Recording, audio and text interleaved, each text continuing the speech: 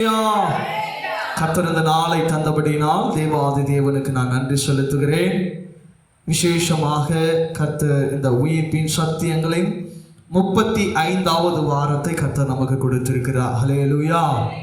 கர்த்தர் அநேக காரியங்கள், அநேக தடைகள் வந்தாலும் கர்த்தர் தடைகளை மாற்றி விசேஷமாக இந்த வேத பாட கூட்டத்தை தொடர்ந்து நமக்கு அவர் பேசிக்கொண்டே இருக்கிறார். ஹல்லேலூயா. கடந்த நாட்களிலே நாம விசுவாசமும் தைரியமும் என்ற காரியத்தில் நாம ஆண்டவருடைய சத்தியத்தை கேட்டு வந்திருந்தோம். இந்த நாளில் கூட விசுவாசமும் பொறுமையும் என்ற ஒரு காரியத்தை ஆண்டவர் நம்மோடு இடைப்பட போகிறார். ஹல்லேலூயா. இந்த பொறுமை என்ற காரியத்தை நான் கடந்த நாட்களிலே, கடந்த மாதத்திலே 29ஆம் தேதி, அதாவது கடைசி வாரமாகிய ஜூன் மாதத்திலும் ஜூலை மாதத்தின் முதல் வாரத்தையும் இந்த பொறுமையை குறித்து 2 பாகங்களாக உங்களுக்கு நான் போதித்தேன், கற்றுக் கொடுத்தேன். அநேக விஷயங்கள் ஆண்டவர் நம்மோடு இடைப்பட்டார்.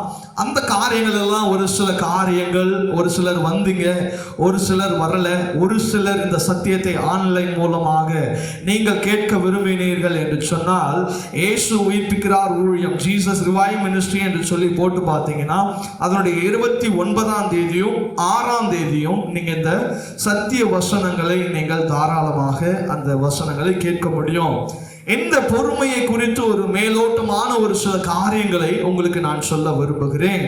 இந்த பொறுமை அப்படின்னு சொன்னால் அதற்கு அர்த்தமாக சகித்தல் அப்படின்னு சொல்லி நம்ம ஏற்றுக்கொள்ள முடியும். ஒரு பொறுமையான காரியங்கள் என்று சொன்னால் ஒரு மனுஷன் ஒரு விஷயத்தை சகிப்புத்தன்மையோடு ஏற்றுக்கொள்ளுகிறது நாம் பொறுமையாக காணப்படுகிறோம். ஹல்லேலூயா.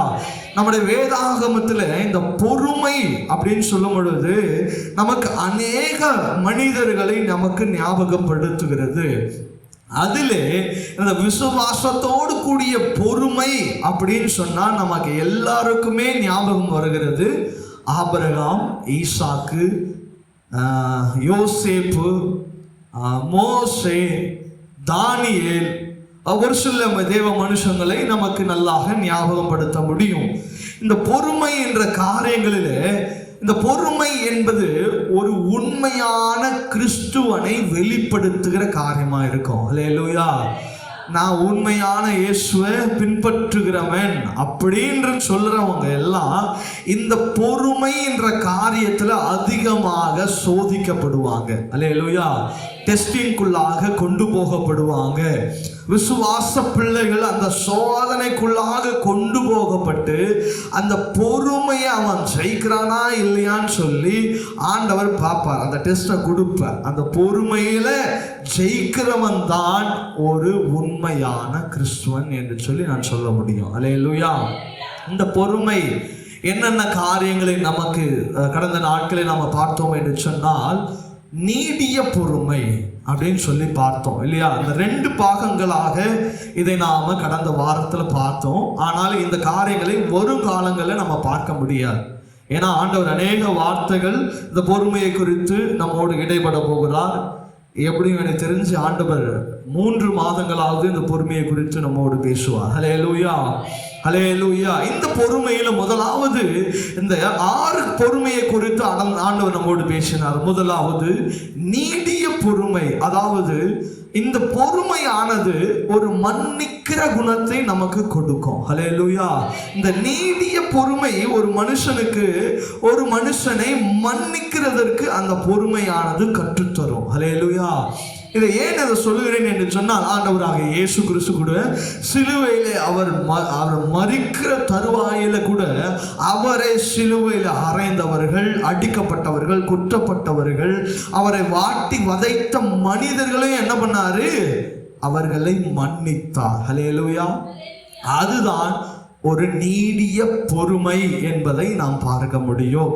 2வது பொறுமை மிகுந்த பொறுமை. அப்படின்னு சொன்னா ஆவியின்படி நாம நடக்க இந்த பொறுமை நமக்கு சொல்லி தரும். ஹல்லேலூயா. ஒரு மனுஷனை மிகுந்த பொறுமை எது அவர்களை வழிநடத்தும் என்று சொன்னால், ஆவியானவரின் நடத்துதல் தான் மிகுந்த பொறுமையோடு நம்ம வாழ முடியும். ஹல்லேலூயா. ஆவியானவர் ஒரு மனுஷனுக்குள்ள இல்லைன்னு சொன்னா இந்த மிகுந்த பொறுமை நிச்சயமாக அந்த மனுஷனுக்குள்ள காணப்படவே படாது. ஹல்லேலூயா. ஆவியானவர் இல்லை அப்படின்னு சொன்னா அந்த மிகுந்த பொறுமை என்ற ஒரு வரம் நமக்குள்ள கிரியை செய்யாது. ஹல்லேலூயா. மூன்றாவது பொறுமை என்னவென்று சொன்னால் எல்லா விதமான பொறுமை. இந்த எல்லா விதமான பொறுமை எதில நம்ம காணப்பட முடியும் என்று சொன்னால் அற்புத அடையாளங்களிலே நம்ம பார்க்க முடியும்.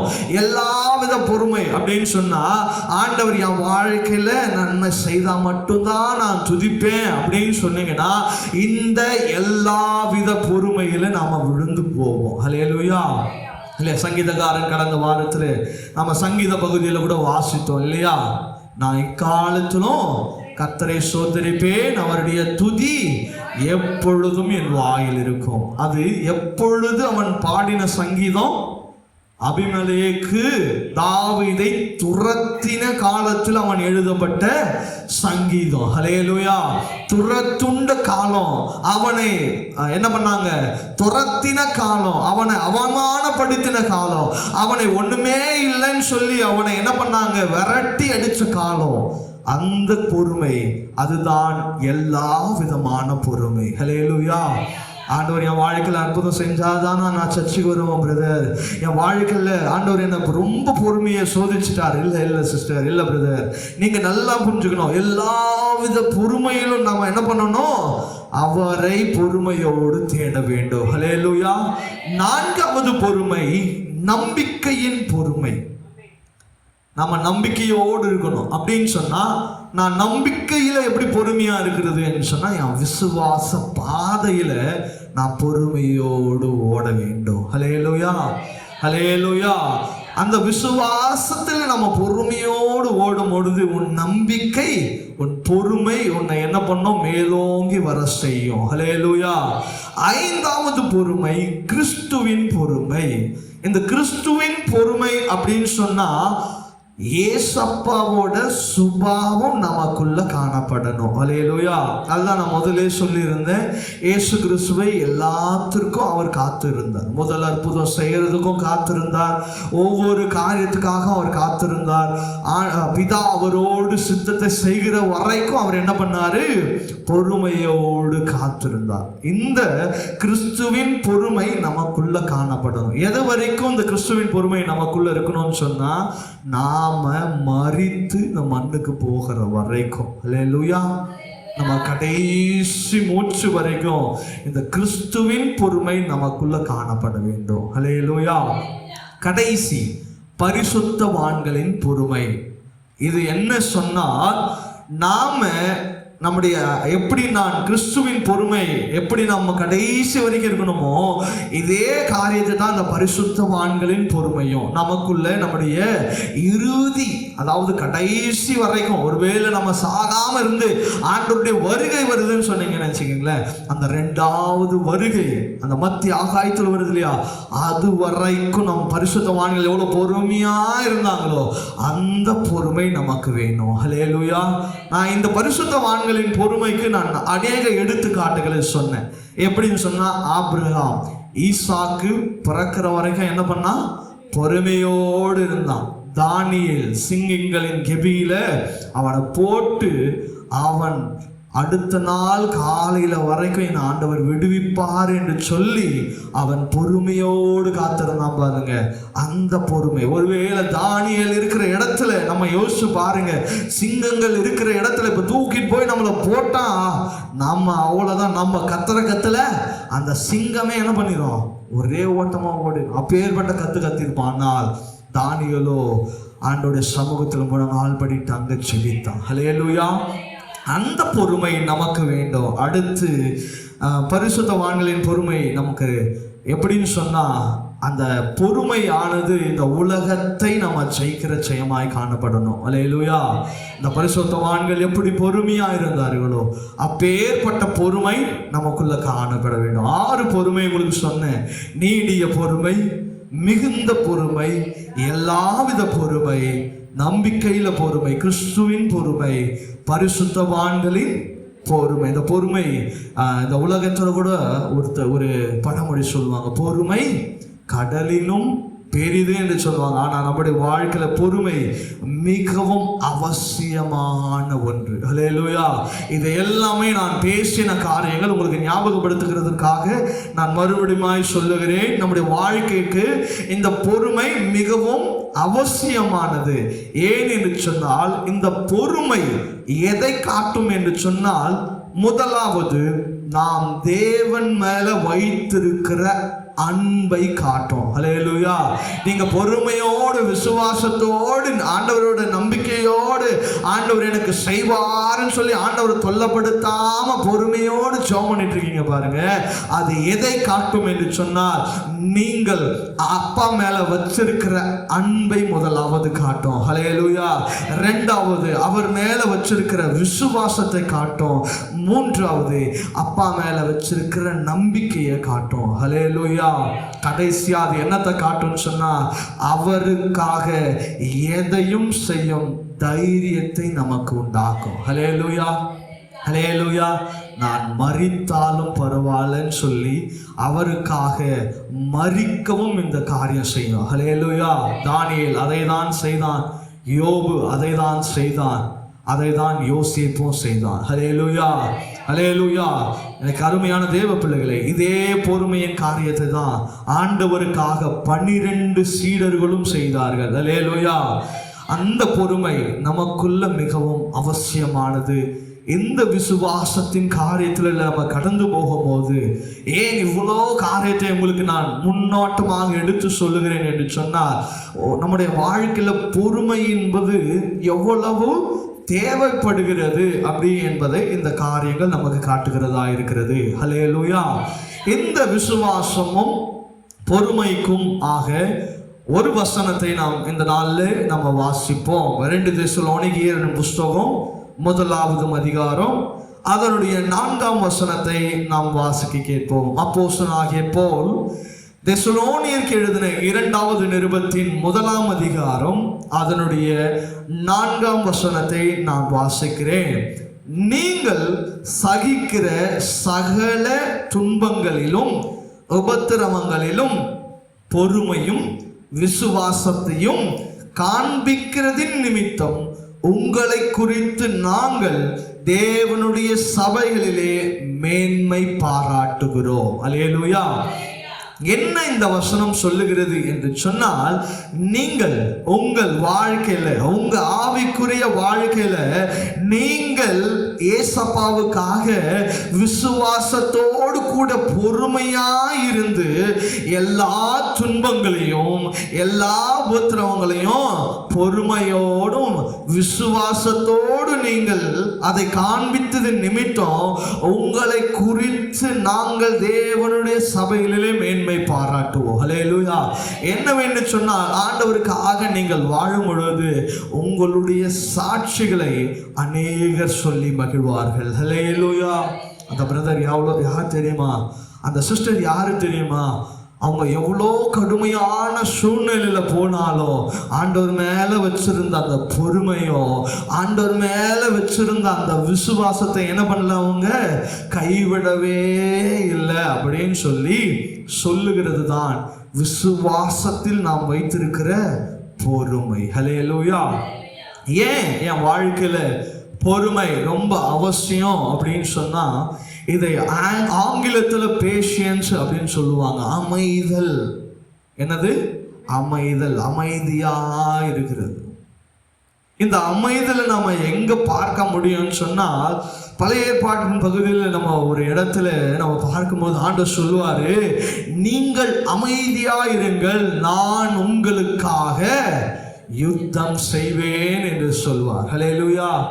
ஏன் ஆண்டவர் இந்த காரியத்தை அங்க இஸ்ரவேல் ஜனங்களுக்கு விசேஷமாக மோசேக்கு ஆண்டவர் ஏன் சொல்றாருன்னா, மகனே நீ அமைதியாரு, நீ என்ன பண்ணு, என் சமூகத்துல அமைதியாரு, நீ என்ன பண்ணாத, ஐயோ அம்மானு கத்தாத, போராடாத, நீ சஞ்சலப்படாத, அழாத, என் சமூகத்துல நீ என்ன பண்ணு, பொறுமையோடு.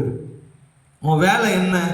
பொறுமையோடு இருந்து என்னை நோக்கி பார்க்க வேண்டியதுதான் உன்னோட வேலை. உனக்காக எல்லா காரியங்களையும் செய்ய வேண்டியது என்னோட வேலை. ஹல்லேலூயா. ஆண்டவர் அப்படி சொல்லிட்டு அவனை பொறுமையா இருக்க விட்டுட்டு ஆண்டவர் மோசேவை எங்கேயாவது கைவிட்டார் என்று சொல்லி வசனம் சொல்லி இருக்குதா? ஆண்டவர் விட்டுட்டாரு, அவனை சாவடிச்சிட்டாரு, அவனை கொண்டு போட்டாரு, எதிரிகளின் கைகளுக்கு கொடுத்துட்டாரு, எதிரி பின்னாடி பார்வன் துரத்திட்டு வந்தான், அதனால என்ன பண்ணிட்டான், மோசே மரிச்சான்னு எங்கேயாவது சொல்லி இருக்குதா? எங்கேயுமே சொல்லல. அவனுக்காக யுத்தம் பண்ணினதை ஒவ்வொரு இடத்திலும் ஆண்டவர் காண்பித்தார். ஹல்லேலூயா, ஹல்லேலூயா. எந்த வழியாக அவர்கள் கடந்து போனார்களோ அதே வழியில் எதிரிகளை அழித்தார். ஹல்லேலூயா. அதுதான் அவங்களுடைய வாழ்க்கையில் அவர் சொல்லிக் கொடுத்ததான விசுவாசத்துக்குரிய பொறுமை. நீ எனக்காக பொறுமையா இருந்த அப்படின்னு சொன்னா, நான் உனக்கு சொன்ன நான் செய்வேன் என்று சொன்ன எல்லா காரியத்தையும் நான் உனக்கு செய்து முடிப்பேன். ஹல்லேலூயா. அதை எப்படி செய்வார் என்று சொன்னால், நம்முடைய கண்கள் காணும்படியாய் செய்வார். எந்த வழியா நம்ம கடந்து போகிறோமோ, எந்த இடத்துல நான் விழுந்து போயிடுவோன்னு நீங்க நினைக்கிறீங்களோ, எந்த இடத்துல நான் ஒண்ணு இல்லாம போயிடுவேன்னு நினைக்கிறீங்களோ, எந்த இடத்துல நான் எந்திரிக்கவே மாட்டேன்னு நினைக்கிறீங்களோ, அந்த இடத்துல தான் ஆண்டவர் நம்மளை உருவாக்குவார். ஹல்லேலூயா. அந்த விசுவாசத்தோடு கூடிய பொறுமை நமக்கு அவசியம். இன்னைக்கு கூட நம்ம செபித்தோம் இல்லையா? நாங்கள் கிட்டத்தட்ட 3 வருஷங்களாக அந்த இடத்திற்காக நாங்கள் செபித்து கொண்டிருக்கிறோம். அநேக இடங்களில் நாங்கள் அக்ரிமெண்ட் கூட போட்டாச்சு, இடத்தை தருகிறேன்னு சொல்லிட்டு. ஆனால் ஒவ்வொரு முறையும் ஏமாற்றம். ஆனால் நாங்கள் பொறுமையோடு ஊழியம் செய்தோம். இன்னும் சொல்ல போனால், நாங்கள் போய் சொல்லுகும் போதெல்லாம் அந்த இடத்துலலாம் செவி கொடுக்கவே மாட்டாங்க. இந்த வார்த்தைகள்லாம் சொன்னால் ஏற்றுக்க கூட மாட்டாங்க. ஆனால் இன்றைக்கு ஒரு 10 பேரை வைத்து அந்த இடத்துல ஆண்டவர் என்ன பண்ண முடியுது? அங்கே ஒரு கூடுகையை ஏற்படுத்த முடிகிறது. ஹல்லேலூயா. வந்து செபிக்கணும்னு கேட்குறாங்க. என்னன்னு கூட கண்டுக்காதவங்க இன்னைக்கு என்ன பண்ணுறாங்க? எங்களுக்காக ஜெபம் பண்ணுங்க, எங்கள் பிள்ளைகளுக்காக ஜெபம் பண்ணுங்க, எங்கள் தேவைகளுக்காக ஜெபம் பண்ணுங்கன்னு சொல்லி ஆண்டவரை நோக்கி வருகிறாங்க. ஹல்லேலூயா. நாம் பொறுமையோடு காத்திருப்போம் என்று சொன்னால் ஆண்டவர் செய்ய வேண்டிய காரியங்களை செய்வார். அந்த பொறுமையோடு காத்துருங்க. இந்த பொறுமை தான் இன்னைக்கு மனுஷனுக்கு ரொம்ப குறைஞ்சு போச்சு, ஒன்றும் இல்லாமல் போயிடுச்சு. இந்த பொறுமைன்ற காரியம் அநேக கிறிஸ்துவ ஜீவியத்தில் நம்ம காணப்படாமல் போயிடுது. அந்த பொறுமை நமக்கு அநேக நேரங்களில் அநேக காரியங்களை நமக்கு கற்றுத்தரும் இல்லையா? ஆபிரகாமுக்கு ஈசாக்கை பெற்று தந்தது அந்த பொறுமை இல்லையா? அது போலதான் நமக்கும் ஒரு சில காரியங்களுக்காக நீங்க பொறுமையோடு இருக்கும் பொழுது ஆண்டவர் விலையேற பொற்ற பொக்கிஷத்தை கொடுப்பார். அந்த பொறுமை நமக்கு மிகவும் அவசியம் இல்லையா? அப்போ இன்னைக்கு நம்ம இந்த பொறுமையை குறித்து நம்ம கேட்கிறோம்னு சொன்னா, அடுத்து ஆண்டவர் நம்மளை இந்த பொறுமையினால என்ன பண்ண போகிறாரு? சோதிக்க போகிறார். ரெடியா இருக்கிறீங்களா? இந்த சத்திய வசனங்களை கேட்டுக்கொண்டு இருக்கிறவர்கள், பொறுமையோடு நீங்க பொறுமை என்ற சத்தியத்தை நீங்க கேட்பீர்கள் என்று சொன்னால், இந்த சத்தியத்தை கேட்கிற உங்களை ஆண்டவர் சீக்கிரத்துல பொறுமை என்ற காரியத்துல உங்களை என்ன பண்ண போறாரு? சோதிக்கப்பட போகிறார். சோதனைக்காக காத்திருங்கள். அதிலே நீங்க என்ன பண்ணுங்க? ஜெயம் கொள்ளுகிறவளாக இருக்கணும். ஆண்டவர் பொறுமையை கொடுத்துட்டு, ஆண்டவர் சோதனை கொடுத்துட்டு என்ன பண்ண மாட்டார்? வேடிக்கை பார்த்துட்டு இருக்க மாட்டார். என் பிள்ளை எப்படி சரியா போகிறானா இல்லையா, அவன் அதை சரியா கையாளுறானா அப்படின்னு சொல்லி ஆண்டவர் எல்லாத்தையும் என்ன பண்ணுவாரு? பார்த்துட்டு இருக்கிறார். ஒண்ணு நல்லா புரிஞ்சுக்கணும், அந்த பொறுமையின் காரியத்திற்கு அப்புறம் வருகிற காரியம் மேலான காரியம். ஹல்லேலூயா, ஹல்லேலூயா. வேதத்துல எல்லாரும் எடுத்து பாருங்க, ஆண்டவர் யார் யாரெல்லாம் இந்த காரியத்துல டெஸ்ட் பண்ணாரோ, இந்த பொறுமையின் காரியத்துல யாரெல்லாம் டெஸ்ட் பண்ணாரோ அவங்கள எல்லாரையும் எங்க வச்சிருப்பாரு?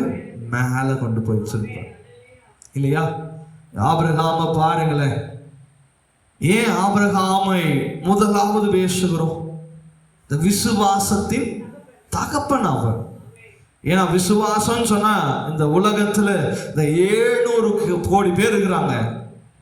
அதுல ஒரு 450 கோடி, பாதிக்கு பாதி வச்சுக்கோங்களேன், ஒரு 450 கோடி பேர் கிறிஸ்துவில் இருக்கிறாங்கன்னு சொன்னா, அவங்க எல்லாருக்குமே அதுல 90% பேர் யாரு தெரிஞ்சிருக்கும்? கண்டிப்பா ஆபிரகாமை தெரிஞ்சிருக்கும். எதெல்லாம் அவன் எக்ஸ்பர்ட்னு கேளுங்க, அந்த விசுவாசத்துல, அந்த பொறுமையில, அப்பேற்பட்ட காரியங்களிலே. ஏன் அவன் மட்டும் தெரியுது? எவ்வளோ பெரிய ஆளுங்கள்லாம் இருக்கிறாங்கல்ல, ஏன் அவன் மட்டும் தெரியுதுன்னா அந்த பொறுமையின் காரியத்தினால்தான் அவனை தெரிந்து கொள்ளப்பட்டான். ஹல்லேலூயா. அப்படியே ஆண்டவர் சமூகத்தில் நீங்களும் பொறுமையோடு இருந்தீங்க அப்படின்னு சொன்னா உங்களை குறித்தும் பின்வரும் சந்ததிகள் பேசும். ஹல்லேலூயா. ஆபிரகாம் எத்தனை வருஷத்துக்கு முன்னாடி வாழ்ந்திருப்பாரு? எனக்கு தெரிஞ்சு ஒரு 6000 வருஷம், 6000 ஒரு 5000 வருஷத்துக்கு முன்னாடி வாழ்ந்த மனுஷன். அவரே இன்னும் நாம் பேசி கொண்டிருக்கிறோம். ஹல்லேலூயா. அந்த பொறுமை எனக்கு வேணும்னு சொன்னா அவனை போல நாம சகிக்கணும், அவனை போல நாம துதிக்கணும். நம்மளை போல நம்ம அப்பா கிறிஸ்டியனு இல்லை, எங்க அப்பா ஒரு அளவுக்காவது ஒரு 10 வருஷம் 20 வருஷமாவது கிறிஸ்டியனு அப்படின்னு சொல்லி நாம வளர்ந்தது போல ஆபிரகாம் ஒன்றும் ஒரு பாரம்பரியமான தொடர்ச்சியாக என் அப்பா எங்க தாத்தா நானே அப்படின்னு சொல்லி கிறிஸ்துவர்கள் அல்ல.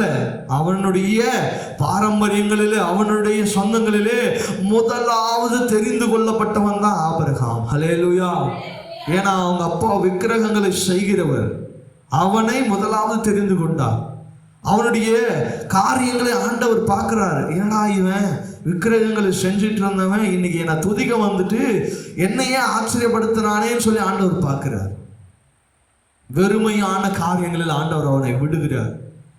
லோத்து பார்க்கும் போது அவனுடைய கண்களுக்கு நல்லதா இருக்குதோ, இந்த இடத்துக்கு போனா நம்ம ஓரளவுக்கு பொழைச்சிக்கலாம், அந்த இடத்துல செழிப்பா இருக்குது, ஆடு மாடெல்லாம் மேய்ச்சி நம்ம என்ன பண்ணிக்கலாம், நம்ம சொத்து பத்து சேர்த்துக்கலாம். ஆனால் ஆபிரகாம் போன இடத்துல ஒண்ணுமே இல்லை, வறண்டதும் விடாய்த்ததுமான காரியங்கள் தான் இருக்குது. ஆனாலும் அவனுடைய நம்பிக்கை ஆண்டவர் மேல வச்சான். ஹல்லேலூயா, ஹல்லேலூயா. எதை பார்த்து ஓடினானோ அங்கிருந்து திரும்பி ஓட செய்தார் ஆண்டவர். ஹல்லேலூயா. ஆனால் எதையும் பார்க்காத, எதையும் எதிர்பார்க்காத, ஆண்டவரை மட்டுமே நம்பின ஆபிரகாம் ஆண்டவருக்காகவே வாழ்ந்தான். ஹல்லேலூயா. அதுதான் அவனுடைய பொறுமையின் காரியம். ஈசாக்கு அவன் பிள்ளைக்கு சொல்லி கொடுக்கிறான் எப்படி இருக்கணும் அப்படின்னு சொல்லி, அவன் பிள்ளைக்கு சொல்லி தரு. அந்த பொறுமையின் காரியம் பாருங்க என்ன பண்ணுது, அடுத்த தலைமுறைக்கு எப்படி நீ இருக்கணும்னு சொல்லி தரு. அவன் பிள்ளைய கொல்றதுக்காக கொண்டு போறான் மேல. அப்ப ஆடு எங்க அப்படின்னு கேட்கும் போது அவனுக்கு விசுவாசத்தை சொல்லி தரான். ஆண்டவர் என்ன பண்ணுவாரு, பார்த்துக்கொள்வார், நீ வா நாம் போலாம் அப்படின்னு சொல்லி அந்த பிள்ளையை கொண்டு போறார். அவனுடைய விசுவாசத்தை ஆண்டவர் அங்கீகரித்தார். உங்க விசுவாசத்தை ஆண்டவர் அங்கீகரிப்பார். நீங்க சின்னதா ஒரு சிறிய விசுவாசம் பெருசா விசுவாசித்தாதான் இல்ல, நீங்க விசுவாசிக்கிற ஒரு கடுகளவு விசுவாசமா இருந்தாலும் ஆண்டவர் அதை அங்கீகரிப்பார். ஏதோ சின்னவன் அப்படி இல்லை, ஏதோ குட்டியோண்டு இருக்கிறான், ஆண்டவர் அப்பேற்பட்டவங்களை தான் வேறு பிரிச்சு தனியா எடுப்பார். ஹல்லேலூயா. ஒருவேளை உங்களை சிறுமப்படுத்துறாங்களா, ஒன்றும் இல்லைன்றாங்களா, குப்பைன்றாங்களா, மண்ணுன்றாங்களா, ஒன்றுத்துக்குமே உதமாட்டேன் அப்படின்னு சொல்றாங்களா, அப்போ நீங்க ஆண்டவரால் வேறு பிரிக்கப்பட்டுட்டீங்க. என்னது, ஆண்டவரால் நீங்க வேறு பிரிக்கப்பட்டுட்டீங்க அப்படின்னு அர்த்தம். உங்களுக்குள்ள இந்த குவாலிஃபிகேஷன் இருக்குது அப்படின்னு சொன்னா நீங்க கவலையே பட வேண்டாம், நீங்க ஆண்டவருடைய கரத்துல இருக்கிறீங்கன்னு அர்த்தம். ஹல்லேலூயா. ஏன் இதை நான் இவ்வளோ தைரியமா சொல்றேன்னா, அந்த தைரியம் விசுவாசம் எனக்குள்ள ஆண்டவர் கொடுத்தார். ஹல்லேலூயா. நானும் அப்பேற்பட்டவன் தான், வேறு பிரிக்கப்பட்டவன் தான், நானும் எல்லா காரியத்தாலும் ஒதுக்கப்பட்டவன் தான். ஆனால் ஆண்டவர் என்னை என்ன பண்ணார், வேறு பிரித்தார். ஆண்டவர் என்னை சொல்லி தந்த காரியங்கள். அப்ப பாருங்க, தாவீதுனுடைய காரியங்கள்ல அவங்களுடைய அண்ணன்கள் எல்லாம் எங்க இருக்கிறாங்க, வேற வேற இடத்துல இருக்கிறாங்க, வேலை செய்யறாங்க. ஆனால் தாவீது என்ன பண்றான், ஆடு மேய்ச்சிருக்கிறான். அவன் பாருங்க, இவனுக்கும் அவனுக்கும் வித்தியாசமே கிடையாது. அங்க ஒருத்தங்க நாட்டுக்காக போராடி இருக்கிறான், இங்க ஒருத்தன் என்ன பண்ணிட்டு இருக்கான், ஆடு மேய்ச்சிருக்கான். அவனுக்கும் இவனுக்கும் சம்பந்தமே இருக்காது. அப்படிதான் சம்பந்தமே இல்லாம இருக்கும். ஆண்டவரால் தெரிந்து கொள்ளப்பட்டவங்க எல்லாம் சம்பந்தமே இல்லாத வேலைகளை செய்தவங்க தான். ஹல்லேலூயா. இன்னைக்கு அநேக ஊழியக்காரங்களை கேட்டு பாருங்க, என்ன செய்து கொண்டு இருந்தீங்க, அப்படின்னு சொன்னா, நாங்க தெரியுங்களா, நாங்க இந்த ஊழியம் செஞ்சோம், அந்த ஊழியம் செஞ்சோம், செஞ்சிருப்பாங்க. ஆனால் அவங்களுடைய ஆரம்பத்தை எடுத்து பார்த்தீங்கன்னா எல்லாராலும் ஒதுக்கப்பட்டிருப்பாங்க, எல்லாராலும் நிந்திக்கப்பட்டிருப்பாங்க, எல்லாராலும் கஷ்டப்படுத்தப்பட்டிருப்பாங்க. அப்போ அதனாலதான் அவங்க விசேஷமானவர்கள் என்று சொல்லி ஆண்டவர் அவங்களை வேறு பிரிப்பார் இல்லையா?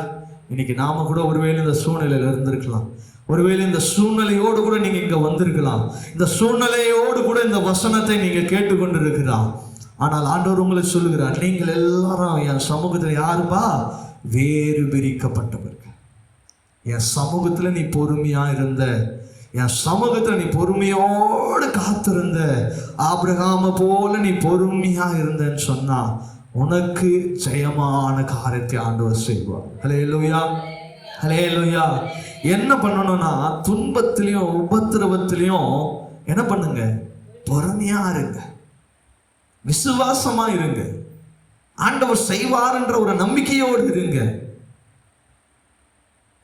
ஆண்டவர் ஆபிரகாமுக்கு வாக்கு கொடுத்த உடனே அடுத்த வருஷமே அவனுக்கு நன்மையை கொடுத்துடல. அவன் பொறுமையோடு காத்திருந்தான். அவன் எவ்வளவு அவமானத்தை சந்திச்சிருப்பான். அவனோடு அவனுடைய சந்ததியார்கள்லாம் எப்படி தெரியுமா? திருமணம் ஆகி அடுத்த ஆண்டே என்ன பண்ணுவாங்களாம்? அவங்க எல்லாருக்குமே குழந்தை இருந்தது அப்படின்னு சொல்லி ஒரு சில வேத வல்லுநர்கள் சொல்லுகிறாங்க. ஹல்லேலூயா.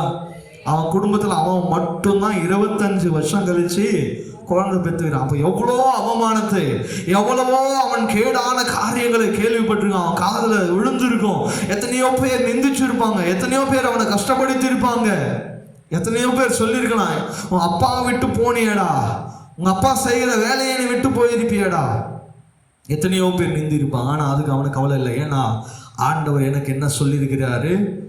வானத்தின் நட்சத்திரங்களை போல கொடுப்பேன், கடல் கரை மணல்களை போல உனக்கு சந்ததியை பெருக பண்ணுவேன். ஹல்லேலூயா. அவனுடைய விசுவாசம், அவனுடைய பொறுமை எல்லாமே கடவுள் மேல தான் இருந்தது, ஆண்டவர் மேல தான் இருந்தது. கர்த்தர் செய்வார், கர்த்தர் செய்வார், கர்த்தர் செய்வார். எவன் அவிசுவாசமான காரியங்களை அவனுக்குள்ள கொண்டு வந்து விதைச்சாலும் சரி, அவன் வாயிலிருந்து புறப்படுகிற காரியம் ஆண்டவர் பார்த்துப்பார், ஆண்டவர் செய்வார்.